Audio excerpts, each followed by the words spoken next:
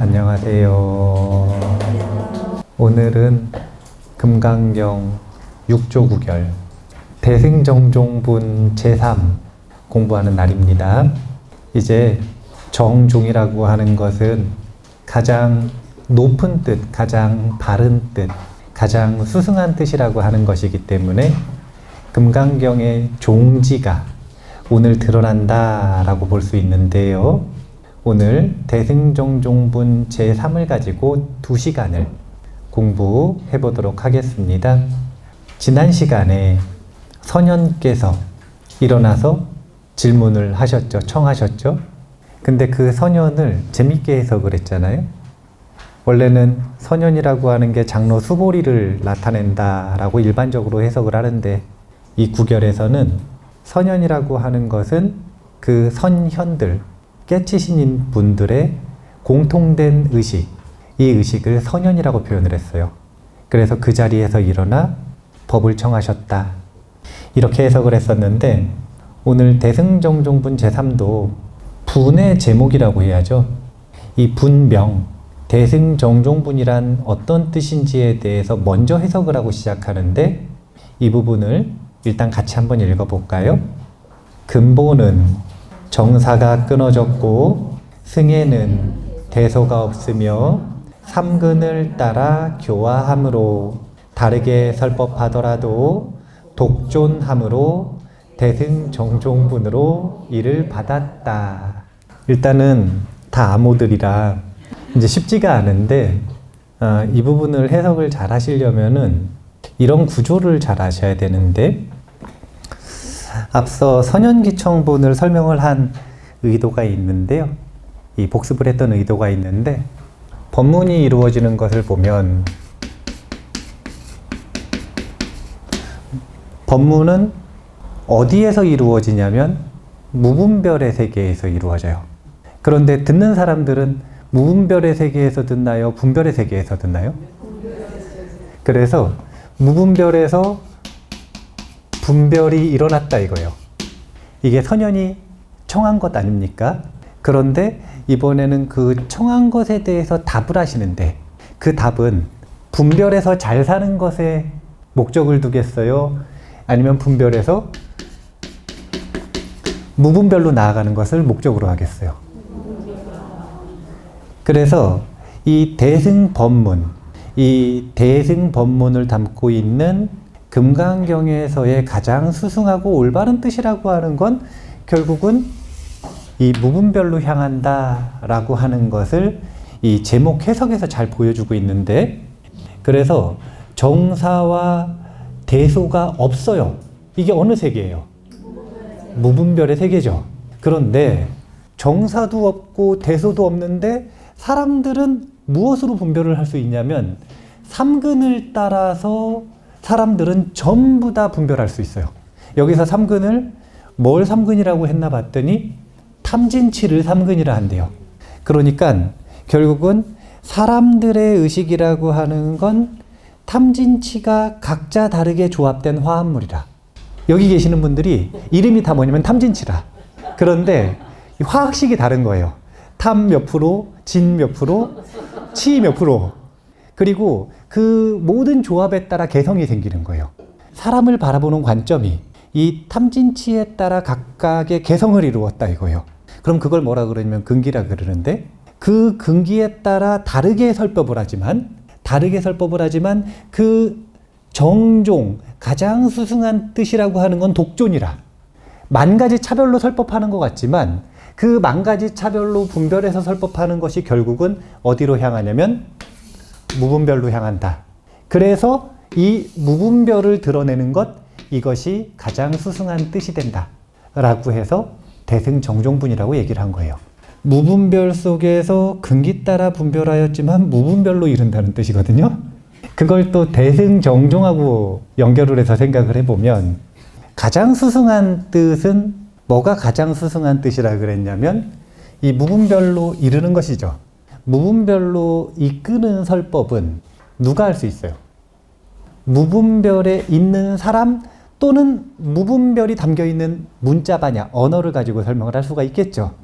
첫 번째, 무분별해서 설법을 하는 것을 대승정종분할 때 정이라 그래요. 올바르다 그래요. 그 다음에 저 무분별로 이르는 설법을 만 가지 차별에 있는 사람들을 전부 근기에 따라서 설법을 하지 않습니까? 이걸 들을 수 있는 사람은 요 정도 이상이다 해서 협소하게 해가지고 설법을 하는 게 아니라 만 가지 차별에 있는 사람을 근기 따라 전부 설법을 하죠. 그래서 대승이라 그래요. 그런데 그 대승에 있는 모든 카테고리에 있는 존재들을 결국은 하나의 독존, 종지로 향하게 하기 때문에 결국은 이 무분별로 나아가는 핵심을 마루 종자를 써서 종이라 그래요. 그래서 대승정종분에서는 결론은 만 가지 대승의 존재들을 설법하지만 결국은 한 가지 뜻을 보여주겠다라고 경명, 그 중에서도 분명을 해석을 하고 있다 이렇게 보시면 되는데요. 강의 교환 같은 것들 준비하면 그 강의의 목표가 무엇인지를 보여준 거잖아요, 사실은. 그리고 그 강의를 들어야 되는 대상이 누구인가 이걸 보여준 거예요. 그리고 강의를 할 자격은 누구인가. 부처님께서 수보리에게 말씀하셨다. 모든 보살마살은 마땅히 이와 같이 그 마음을 항복받아야 하느니라. 52페이지에 구결되어 있는 부분이 있잖아요. 이 부분을 같이 한번 읽어볼게요. 한 문단 먼저 읽겠습니다. 전념이 청정하고 후념이 청정하면 보살이라고 한다. 어떤 순간에도 근본 뜻에서 물러서지 않으며 비록 진로가 있다고 해도 마음이 항상 청정한 것을 마살이라고 한다. 또 자비희사와 갖가지 방편으로 중생을 제도하고 제도하는 것을 보살이라 한다. 교화하거나 교화되었다는 마음에 염착하지 않으므로 마살이라고 한다. 이제 육조 해능 스님의 종지는 여기 드러나 있는 거예요. 뭐가 육조 해능 스님의 종지인가? 첫 번째 문장이에요. 전념이 청정하고 후념이 청정하면 보살이라고 한다. 이것으로서 대승정종분의 질문에 대한 핵심을 요약을 하신 겁니다. 전념이 청정하고 후념이 청정하면 이를 보살이라고 한다. 이게 왜 이제 종지가 되는지, 육조 해능 스님의 종지가 되는지를 하나하나 봐야 되는데, 전념에서 후념으로 이 마음이 이어지는 것을 우리 불교 용어에서는 뭐라고 하냐면 상속된다 이렇게 표현을 해요. 상속이라고 하는 단어는 보통 세간에서 언제 쓰냐면 유산을 상속할 때 그때 상속한다라고 하잖아요. 근데 상속한다라고 하는 건 보면 자기가 가지고 있는 것을 누군가에게 이렇게 그대로 전달해 주는 걸 상속이라고 하지 않습니까? 불교 유식학을 공부를 해보면 조금 더 이 개념을 시각적으로 구체적으로 이제 떠올릴 수 있고 상상할 수가 있는데, 유식학에서는 지난번에 왜 우리 초파일 때 족자 드렸잖아요. 근당 선생님 써주신 족자. 근데 거기에 보면은 일체유심조라고 하는 족자가 있었죠. 이 일체유심조가 어디서 나오는 사상인가?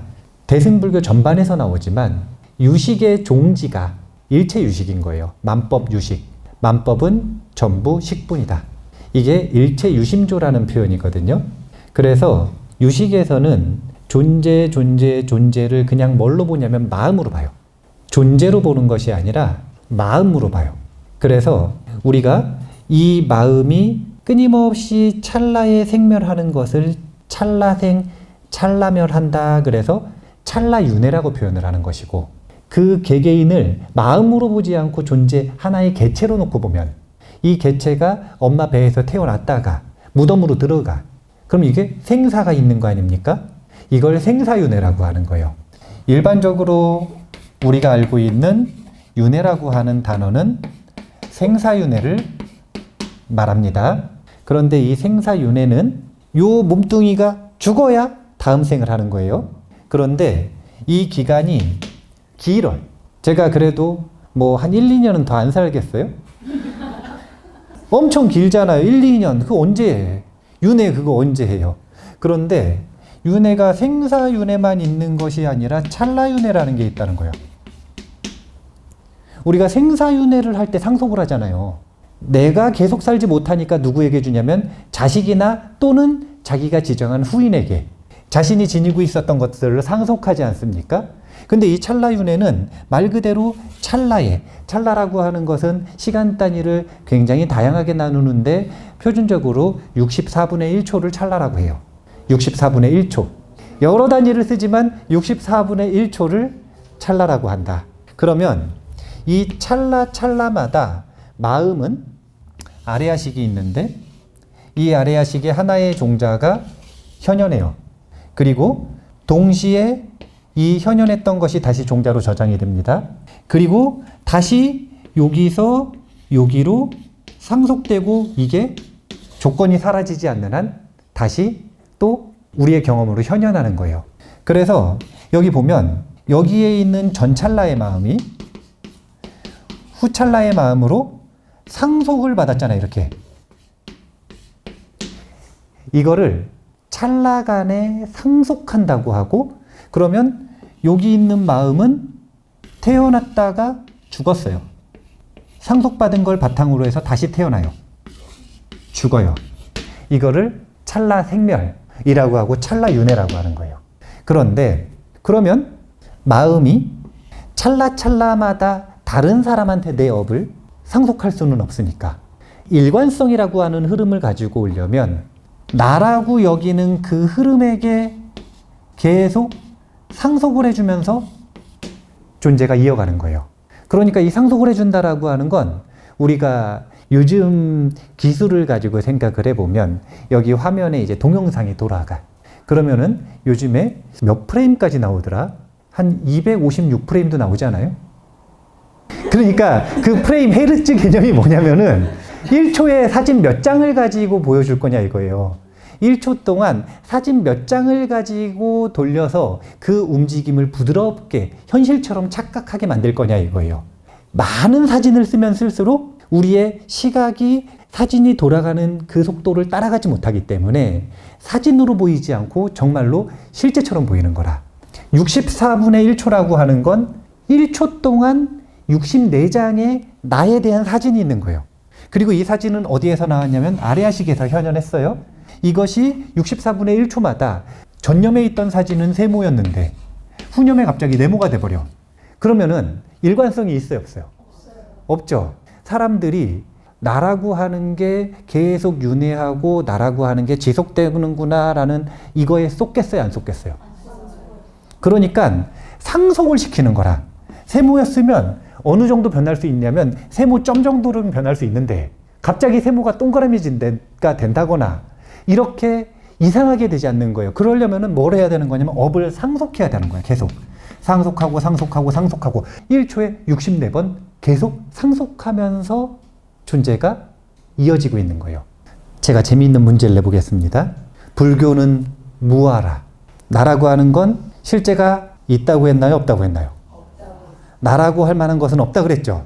그러면 나는 뭐라고 말로 표현을 해야 돼요? 나라고 해야 돼요? 부파불교에서는 나라고 하는 존재를 봤더니 나라고 하는 변하지 않는 독립된 실체가 있는 것이 아니라 64분의 1초 찰나마다 무엇인가 계속 변해요. 그러면 그 중에 무엇인가 하나를 나라고 특정할 수가 없잖아요. 왜냐면 계속 변했으니까. 그래서 이렇게 끊임없이 변하지만 그럼에도 불구하고 뭔가 상속되는 연속성은 있어. 이걸 뭐라고 표현을 할 것인가 라고 하다가 나는 뭐라고 표현을 하기로 했냐면 자상속이라고 하고 다른 사람은 타상속이라고 이름을 붙이기 시작한 거예요. 그러니까 자상속이 말하겠습니다. 타상속 씨 잘 이해하셨습니까? 이 언어가 이게 낯설어서 재밌지만 사실은 엄밀히 말하면 실제에 훨씬 더 가까운 언어인 거예요. 왜냐하면 자타라고 하는 세간의 약속을 그대로 썼지만 상속이라고 하는 찰나 생멸의 현상을 드러낸 언어를 붙였기 때문에 이 이야기를 왜 했는가? 육조 스님 구결 속에서 대승정종분의 종지에 해당되는 건 전념이 청정하고 후념이 청정하면 이 존재를 보살이라 한다 이거예요. 두 가지인데 이게 보살에 대한 정의이기도 하고요. 보살 수행을 하는 방법이에요. 이 보살 수행을 하는 방법을 이 기본에서 시작해서 확장을 시키는 거예요. 뭐냐면 전념이 청정했으면 이를 후념으로 상속시킨다. 사실은 이게 전부인 거라. 후념의 입장에서는 전념이 청정해졌잖아요. 그럼 다시 후념에 상속시킬 수 있느냐 없느냐 이게 끝이에요. 0과 1. 후념에 상속 못 시키면 보살로서의 정체성을 잃은 것이기도 하고 청정의 상속을 실패한 거예요 지금.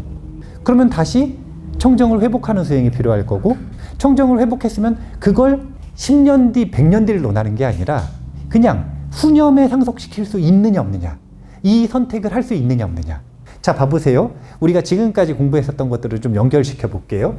제가 수행과 수행법은 구분해야 한다 그랬죠. 그런데 수행법은 만 가지가 있지만 그 만 가지 수행법을 통해 결국은 수행하는 거라. 그래서 수행을 정의할 때 이렇게 짧게 정의하죠. 무탐, 무진, 무치를 닦는 건데 이 무탐, 무진, 무치를 선택하는 거예요. 선택의 기회는 언제 있는가? 찰나마다 있더라. 그래서 전념의 무탐, 무진, 무치를 선택했다면 이게 청정 아닙니까? 선택했다면 이것이 후념에도 상속되면 그만 이제 수행에 성공한 거예요. 후념에 이걸 잃어버렸어. 그러면 수행에 실패한 건데 그게 실패했다는 게 수행의 효과가 없었던 거죠. 선택의 기회는 항상 있는 거예요. 자기가 그 64분의 1초를 인지하지 못하면 수행의 기회를 잃어버리는 거지만 자기가 인지하면 그러면 매 순간 선택할 수 있는 거예요. 내 마음을, 내 행동을, 내 업을. 그런데 여기 계시는 분들은 64분의 1초가 인식이 되나요? 저 안 돼요. 저 안 돼요. 우리 노스님이 나한테 물어봤단 말이요. 내가 1년 차에 뭐라고 물어보셨냐면은 원빈 스님은 1초를 몇으로 쪼개서 살아? 물어보시더라고요. 잘못 들은 줄 알았어요. 하루를 몇으로 쪼개서 살아? 뭐 이러면은 내 이해를 하는데 1초를 몇으로 쪼개서 살아? 예? 그러니까 자문자답을 하시더라고요. 노스님도 이제 뭐 1년 차가 뭐 못 알아들어도 그냥 그러려니 하시면서 자문자답을 하시면서 본인은 16분의 1 정도로 쪼개서 산다고 얘기하셨던 것 같아요. 이게 뭐냐면 삼매력. 삼매의 힘이 강해지면 강해질수록 물질의 단위인 극미를 보기도 하지만 시간의 단위인 찰나에 가까워지는 시간 단위를 인식하기 시작하는 거예요. 마음이 예리해지니까. 삼매에 들었을 때. 그런데 64분의 1초를 인식 못하면 이거는 선택의 기회가 없는 거죠. 그러니까 우리가 삼매를 왜 닦는지가 드디어 나오는 거예요. 삼매를 닦는 이유는 한 가지. 이 64분의 1초 또는 16분의 1초 또는 1분의 1초라도 1초 단위로라도 우리가 자신의 인식 범위를 확장시켜서 그걸 인지하고 선택하면서 살아가는지를 체크해 볼 필요가 있는데 우리가 1초는 인식이 되나요? 되는데 선택을 안 하는 것과 인지가 안 되는 거는 차이가 있는 거예요. 일단 1초는 인지가 돼요, 안 돼요?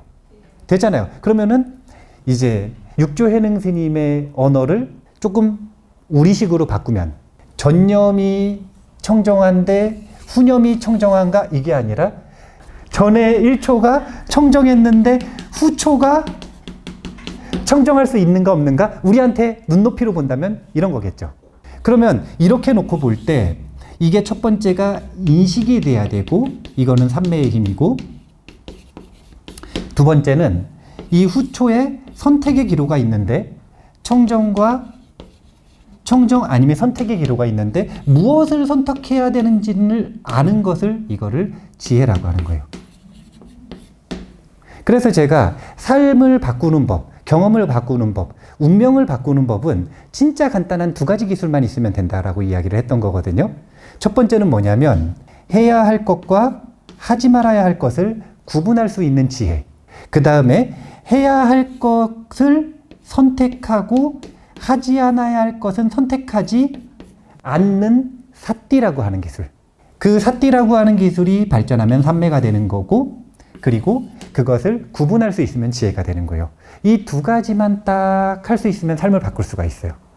잠깐 이야기가 확장됐는데 뭐 하다가 그랬냐면 전념이 청정한데 후념이 청정하면 그것을 뭐라고 한다? 보살이라고 한다. 이게 왜 종지냐면 그래서 보살이라고 하는 존재는 이름이 뭐냐 이거예요. 보살이 아닐 때는 자상속이고 타상속이요. 그러면 보살은 자상속, 타상속 말고 다른 이름을 붙인다면 뭐라고 이름을 붙일 수 있는 거예요? 여기 정의가 나왔잖아요. 보살이 뭔지 정의가 나왔잖아요. 전념이 청정하고 후념이 청정하면 보살이라고 한다. 그러면 보살은 이름이 뭐예요? 청정상속이라. 인터넷에 검색해 보세요. 하나도 안 나와요. 제가 오늘 법회를 위해서 만든 단어라 오늘 반복해서 이 단어를 계속 얘기할 거거든요. 보살을 한마디로 표현할 때 청정을 상속하는 존재다. 이게 오늘 이야기의 핵심이 되고 그래서 설명을 해드렸고 이것에 대해 부차적인 설명을 이제 계속 볼 겁니다. 이제 일반적으로 보살 마하사를 할 때 보살은 청정을 처음 연습하기 시작하는 존재도 보살이라 그래요. 마하살은 그 연습이 무르익어서 등력, 그 부분에서 힘, 그 힘이라는 게 공덕이죠. 그 공덕과 지혜를 얻은 존재를 마하살이라 그래요. 그래서 마하살은 대자가 붙었잖아요. 그래서 대보살이라 그러거든요. 처음 발심한 존재들은 범부들과 크게 다를 바가 없어요. 보살이. 그런데 그 보살로서의 전념과 후념의 청정을 상속하는 이 수행의 힘이 무르익으면 그러면 청정의 힘이 강해지거든요. 그렇게 강해진 존재들을 대보살이라 한다. 두 가지 방식으로 설명을 하신 거예요. 전념 청정, 후념 청정을 가지고 보살이라는 거 하는 걸 처음 설명하셨고 그 다음이 두 번째가 자비사의 갖가지 방편으로 중생을 교화하고 제도하는 것을 보살이라고 하였고 그 힘이 크면 대보살이라고 한다. 그 다음 문장 같이 읽어볼게요. 일체의 중생을 공경하는 것은 바로 자심처를 항복받는 것이다. 지는 변하지 않는 것이며 여는 다르지 않음이니 모든 경계를 만나도 마음이 변하지 않는 것을 진여라고 한다. 또 밖으로는 가식이 없는 것을 진이라 하고 안으로는 틈이 없는 것을 여라고 한다. 어떤 순간에도 차별이 없으면 바로 이 마음을 항복받는 것이다. 첫 번째 기억하셔야 되는 건 진여의 뜻이에요. 이게 가장 일반적인 뜻입니다. 진은 변하지 않는다는 뜻이에요. 여는 같을 여자라 다르지 않은 것, 어긋나지 않는 것을 여라고 합니다. 그래서 진여라고 하는 것은 변하지 않고 다르지 않는 것, 이것을 진여로 표현하고 있습니다. 이 진여에 상대되는 마음이 뭐냐면 자심처예요. 자심처. 일체의 중생을 공경하는 것은 뭘 항복받는 것이냐면 자심처를 항복받는 것이다. 그럼 이 자심처가 뭐냐면 바로 자아입니다. 자아를 항복받는 것이다. 이 자아, 에고를 항복받는 것이 일체 중생을 공경하는 길이다. 이 자심처를 항복받는 것, 이것이 일체 중생을 공경하는 유일한 방법이라는 거예요. 그래서 일체 중생을 공경하는 것, 이 일체 중생에는 불교에서는 일체 중생이라고 얘기하지만 여기에 불보살님과 신적 존재들도 다 들어가는 거 아닙니까? 만 존재를 공경하기 위해서는 다른 것이 아니라 자아를 항복받는 것이 유일한 길이다. 유일한 과제다. 그래서 이 자아를 항복받은 마음을 뭐라고 하는 거냐면 진여라고 하는 거예요. 근데 단어가 너무 많이 나오잖아요. 어렵죠. 그래서 그 전에 했었던 단어를 가지고 생각을 해보면 다른 게 아니라 우리가 서문에서 첫 번째 시간에 육조 구결을 육조 스님이 지으신 의도를 밝히셨잖아요. 첫 번째는 뭐였냐면 밖으로 향해 있는 마음을 안으로 돌리는 것이다. 두 번째는 안으로 들어온 마음에 의심을 끊는 것이다. 그리고 세 번째는 불성을 보는 것이다. 그래서 제가 이걸 요약해서 뭐라고 알려드렸냐면 의심이 끊어져서 마음이 고요해지면 그 마음이 불성이다. 이렇게 요약해서 알려드렸었죠. 그러면 여기에서는 뭐에 해당되는 거냐면 의심하고 있는 그 마음의 활동, 이게 뭐냐면 자심처예요.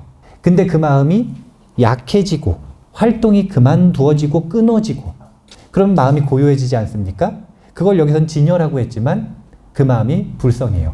그래서 이런 단어들을 하나하나 배대해서 연결을 하면서 공부를 해 나가셔야 단어를 많이 배운 게 의심의 원동력이 되지 않고 의심을 풀 수 있는 재료가 된다.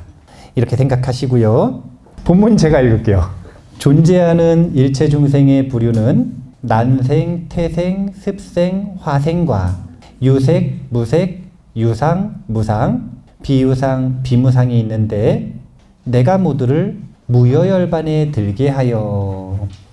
지금 이 본문이 왜 나오는지 문맥을 보셔야 되는데 모든 보살마살은 마땅히 이와 같이 그 마음을 항복받아야 하느니라 라고 하셨는데 이와 같이의 시작인 거예요.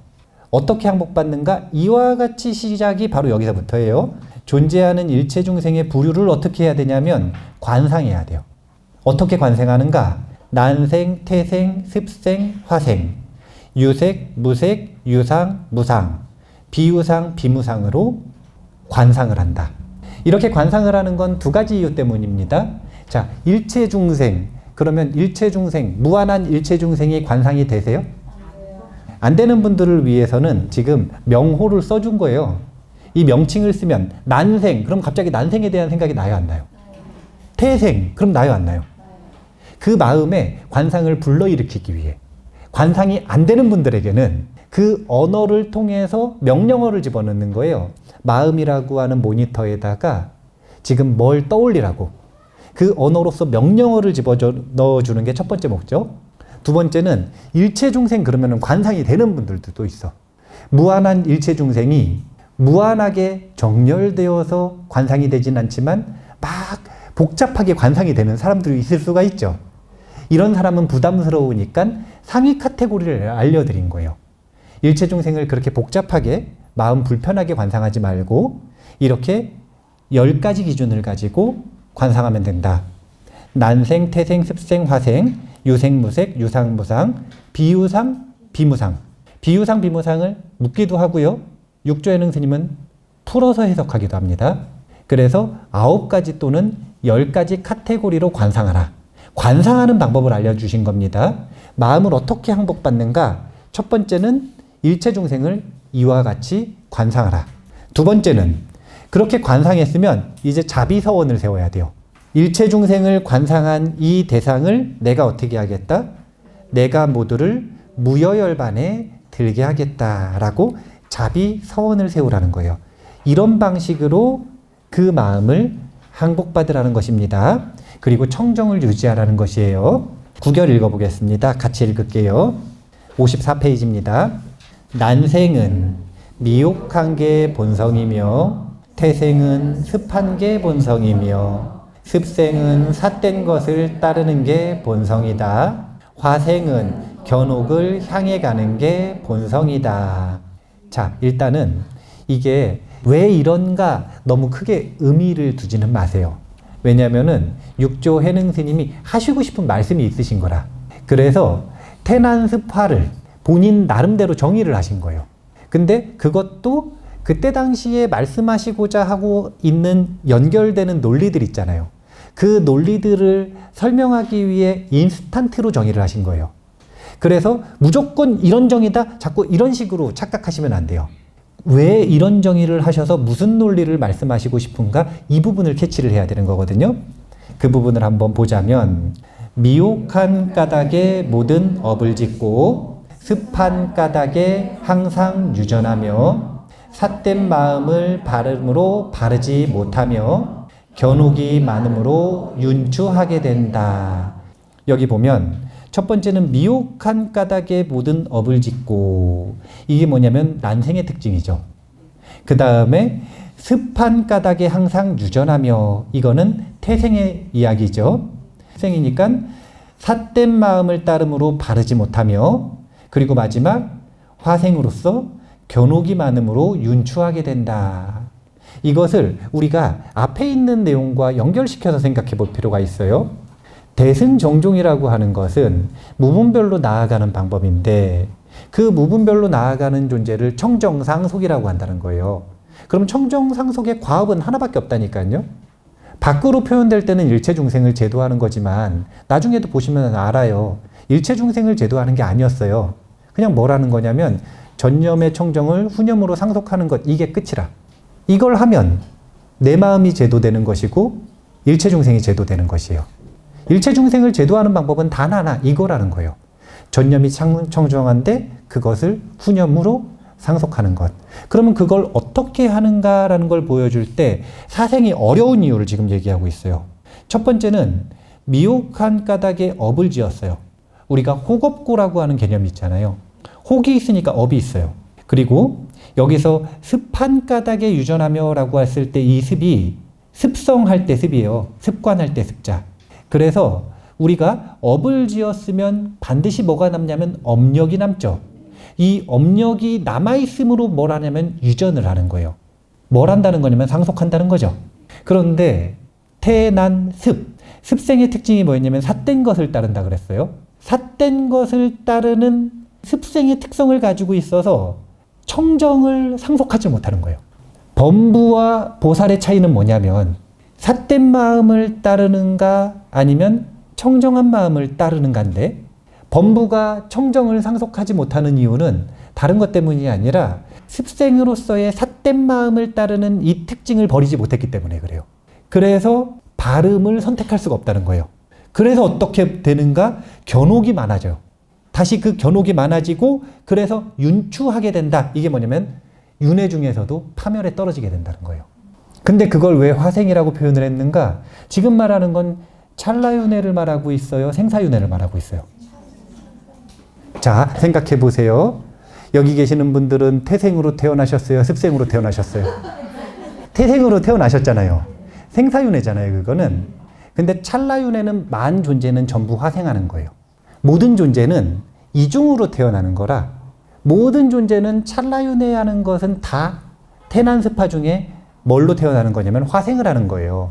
근데 생사윤회가 태난습화에 차별이 있을 뿐이라.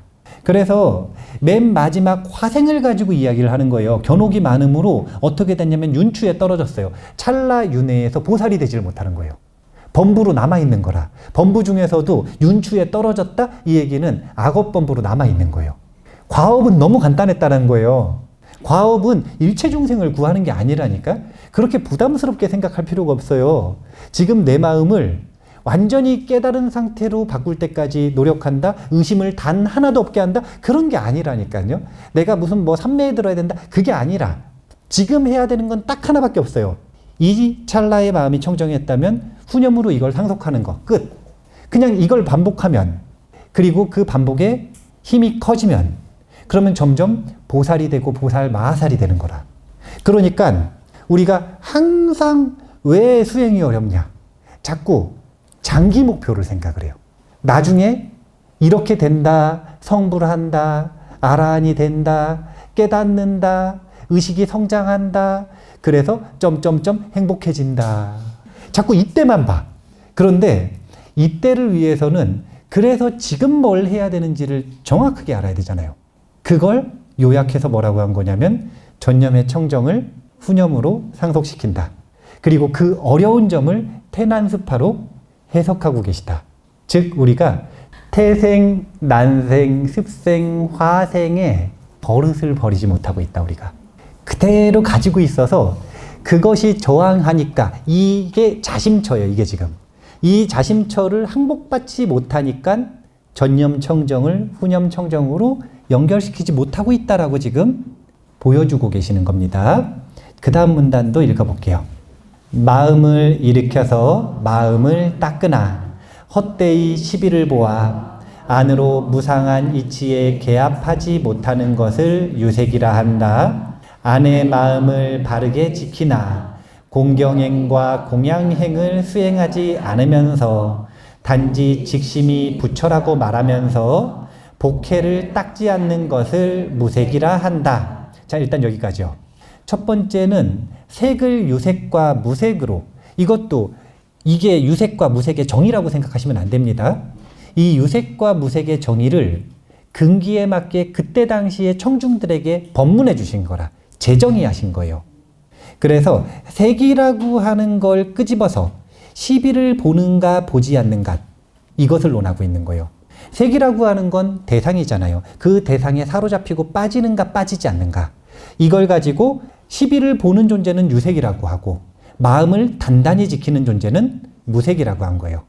그러면 시비를 본다는 게 이 강의 전체의 목표에서 뭐에 해당되는 거냐면 마음이 밖으로 나가 있는 거 아닙니까? 자꾸 자기의 관심사가 밖으로만 나가 있는 거예요. 그런데 이 유색이 무색이 되면 그래도 마음이 안으로 들어옵니다. 그래서 마음을 바르게 지키기는 해요. 이제 마음을 안으로 가지고 들어왔어요. 그런데 아직 의심하고 불성을 보는 마음이 약하니까 어떻게 하냐면 공경행과 공양행을 수행하지 않는데요. 이게 뭐냐면 자비심이 없는 거예요.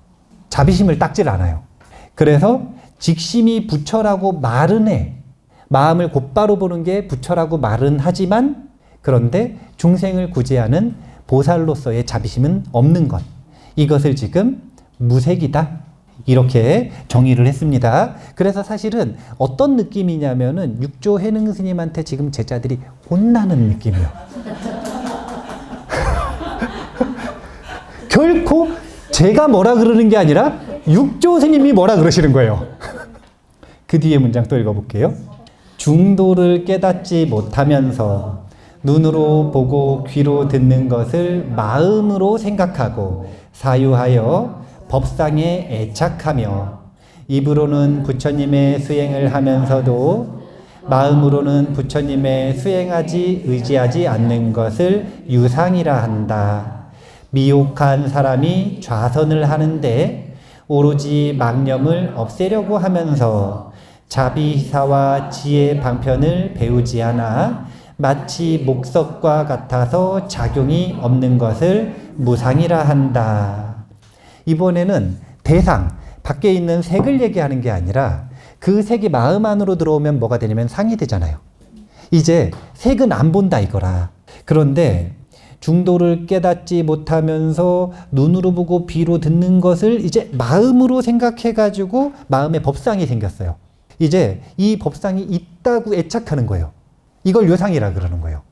그 다음에 이 유상인 상태를 뭐라고 얘기하시는 거냐면은 유상인 상태, 마음으로 대상을 있다라고 착각을 하면서 수행을 한다면 뭐라고 표현하신 거냐면 입으로는 부처님 수행을 말하면서도 마음으로는 부처님의 수행에 의지하지 않는다라고 평가하신 거예요. 그렇게 평가를 하신 거예요. 근데 무상은 미혹한 사람이 좌선을 하는데 망념을 없애려고 해요. 그러니까 무상의 이치를 깨치려고 해요. 이것까진 좋다 이거예요. 그러니까 반야의 힘과 자비의 힘 중에 뭐가 있다는 거예요. 반야의 힘이 있다는 거죠. 그런데 자꾸 뭐가 없는 걸 무자를 붙이냐면 자비심이 없는 걸 무자라고 붙이는 거예요. 그래서 이번엔 뭐가 없냐면 자비사와 지혜 방편을 배우지 않아, 여기서 지혜가 아니라 지혜 방편입니다. 그 지혜 방편이 뭐냐면 자비심을 베풀 수 있는 방편을 말하는 거예요. 자비사와 방편을 배우지 않아 수행은 하는데, 수행을 해서 등력을 조금 얻었다고는 하는데, 반야 지혜가 조금 알았다고는 하는데 목석과 같다는 거예요, 이 사람이. 목석과 같다는 건 무슨 뜻이냐면 쓸모가 없다는 뜻이죠. 자기가 수행을 했는지는 모르겠으나 중생을 위해서 하나도 쓸모가 없다 이거예요. 이런 존재를 뭐라고 하는가? 무상이라 하더라. 지금 그렇게 혼나고 있는 겁니다. 제자들이 지금 육조 해능 스님에게. 자, 그 다음에는 비유상과 비무상을 이렇게 나눴어요. 첫 번째는 이법상에 염착하지 않음을 비유상이라 한다. 그러니까 비유상이라는 건 유라는 게 법상이라는 뜻이죠. 그 법상이 아니라고 하는 것이니까 두 가지 법상에 염착하지 않으려고 수행을 해요. 그리고 염착하지 않아요. 그러면 그걸 어떤 상태라고 하는 거냐면 비유상이라고 표현을 하는 거예요. 그러고 비무상은 진리를 구하는 심성을 가짐으로, 근데 여기서 진리를 구하는 심성이라는 게 뭐냐면 바로 자비심을 비롯한 보리서원을 말하는 거예요. 이 법상에 집착하지 않지만 이 보리서원이 없으면 또 뭐와 같은 거냐면 목석과 같은 거라. 이번에는 목석과 같은 이유가 두 가지예요. 하나는 쓸모가 없고요. 다른 하나는 발전을 못해요. 그래서 목석과 같아요. 그렇게 목석과 같은 상태를 또 이번에는 비무상이라고 말하는 거예요. 그러니까 여기서도 보시면 아시겠지만 자비와 지혜를 함께 닦는 게 쉽다는 거예요, 어렵다는 거예요? 제가 보통 축원을 할 때 보면은 일체중생의 부류를 앞에 먼저 이야기할 때 3계 사생, 6도, 구지, 16, 25유라고 하는 이 존재를 나누는 카테고리를 가지고 관상을 먼저 해요. 근데 관상을 어떤 방식으로 잘 될지 알 수 없으니까 불교에서 쓰는 다양한 존재론의 카테고리를 전부 말하면서 생각하면서 관상을 하는 거죠. 근데 여기서 지금 이 이야기하는 게 3계도 썼고 여기. 왜냐면은 지금 색, 무색이 나왔잖아요. 그러면 욕계, 색계, 무색계라고 하는 3계도 썼고 사생도 썼죠. 태, 난, 습, 화. 그리고 3계 사생에는 지금 여긴 엄밀히 말하면 표현은 안 되어 있지만 6도도 포함되어 있는 거고. 그리고 그 뒤에 보면 주석이 나와요. 구지가 나와요. 구지. 요 뒤에 주석에 보면 나와요. 나중에 제가 별표해 드릴게요. 구지가 뭔지. 그 다음에 16가 뭔지를 내가 모르겠어. 그래가지고 오늘 한참 찾다가 왔거든요. 근데 안 나와요. 그래서 우리끼리는 일단 16을 어떻게 할 거냐면 여기 보면 태난습화, 유상, 무상, 유색, 무색, 유상, 무상, 그리고 비유상, 비무상을 나누면 10가지잖아요. 일단 이렇게 16라고 하겠어요. 이게 뭐냐면 재정이라. 재정의, 정의를 내가 못 찾겠으니까 이렇게 정의하겠다. 그렇게 지금 보면은 각각의 존재를 어떻게 나누는지 존재론을 가지고 지금 뭘 설명하고 싶은 거냐면 첫 번째는 사생을 썼고 두 번째는 색을 가지고 유무를 썼고 상을 가지고 유무를 쓰고 사실은 비유상, 비무상 해가지고 상을 넷으로 나눈 거죠. 색을 둘로, 사생을 넷으로. 그런데 이 과정을 통해서 지금 뭘 설명하시고 싶으신 거냐면 첫 번째는 사생은 범부가 왜 청정을 행하지 못하는지를 이야기하고 있죠. 두 번째, 색무색에서는 그냥 범부가 아니라 수행자라. 그래서 색으로 빠지기도 하고 마음을 단단히 지키기도 하고 상이 있다고 착각하기도 하고 없다라고 새기기도 하고 그리고 그 속에서 보면 자비와 지혜를 닦고 있잖아요. 이 자비와 지혜가 뭐냐면 청정의 내용이라. 청정의 내용을 지금 훈련하고 있어요. 그래서 둘 중에서 뭐가 있냐 없냐에 따라 유색, 무색이라고 표현했어요. 그 다음에 조금 더 발전해서 여기서는 지금 색법, 바깥 대상을 이야기하면 이번에는 상법. 이게 마음으로 들어왔잖아요. 마음으로 더 들어왔어요, 지금. 여기서 유상, 무상, 비무상, 비유상, 비무상 해가지고 여기서도 마찬가지로 안으로 들어온 거에 더해서 자비지혜를 갈고 닦고 있어요. 그런데 이 청정의 정도가 점점 깊어지고 있어. 그러면 처음에 범부가 청정을 이 습을 제어하지 못하면 못 닦는다는 거예요. 전부 어려움이 있어. 태생에도 어려움이 있었고 난생에도 어려움이 있었고 습생, 화생 전부 그 마음의 습관을 가지고 있는 한 청정을 왜 선택하지 못하는지 이유를 쭉 얘기했어요. 그러다가 수행을 시작을 해. 그러면 이제 어떻게 되는 거냐면 전념의 청정을 선택을 하고 싶은 거죠. 할지 못할지는 지금 모르겠으나 전념의 청정을 선택하고 싶은 거예요. 그래서 전념에 어떻게 하다가 보니까 청정을 선택을 했어. 어쩌다 보면 마음이 청정해지는 순간이 있어요, 없어요? 자동으로 그런 순간도 있고 수행하다가 갑자기 그런 순간도 있고 그러니까 얻어 걸려가지고 마음에 청정이 생기는 때도 있고 그게 아니라 내가 노력해서 마음이 청정해지는 순간도 있고 그런데 그렇게 수행을 하다가 보면은 이 자비와 지혜라고 하는 청정을 계속 선택을 해야 되는데 이것이 선택하는 힘이 쭉 커지다 보면 점점 깊어져 가지고 이번에는 전념에 선택한 청정을 후념에다가 상속시키는 힘도 커질 수가 있어요, 없어요? 어쩔 때 보면 전념에 청정했는데 금방 끝나는 경우도 있고 어떨 때 보면 그 청정한 마음이 1시간 갈 때도 있고 2시간 갈 때도 있고 하루 갈 때도 있고 1개월 갈 때도 있고 이게 환희심하고 동반이 되면 보통 이렇게 지속되는 경향들이 있거든요. 그러면 그 전념이 청정하고 후념으로 상속되는 기간이 점점 길어지는 거죠. 이렇게 되면 뭐가 되는 거냐면 범부였다가 보살이 됐다가 마하살이 되는 거라. 지금 이 과정을 이렇게 마음을 항복받아야 된다라고 설명을 하시면서 해석을 하고 계시는 거예요. 원래 본문은 이런 뜻이 아니에요. 금강경 본문은 이런 뜻이 아니라 육조 해능 스님이 재정의를 해가지고 지금 본인이 말씀하시고자 하는 종지를 이걸 빗대어서 설명을 하신 거예요. 종지는 뭐였냐면 다른 게 아니에요. 보살은 뭘 수행하는 존재냐면 보살은 그저 마음을 전념이 청정하게 하고 이를 후념으로 상속시킨다. 이것만 하면 되는 존재라는 거예요. 이것으로 내 마음을 항복받는 거고요. 이것으로 다른 존재의 마음을 항복받는 겁니다. 이 길 외에 다른 방법으로 중생을 구제할 수 있는 길도 없고 다른 방법으로 보살 장엄을 할 수 있는 방법도 없다. 그래서 약속을 분명하게 지키셨어요. 뭐냐? 원래 보살은 어떤 존재를 보살이라고 하죠? 중생을 구제하는 존재를 보살이라고 하죠. 시선이 어디가 있어요? 밖에 가 있죠. 안으로 돌린다고 하셨죠. 그 보살 수행을 안으로 가져오셨어요. 자, 두 번째, 의심을 끊겠다 그랬죠. 의심이 끊어진 마음이 청정이잖아요.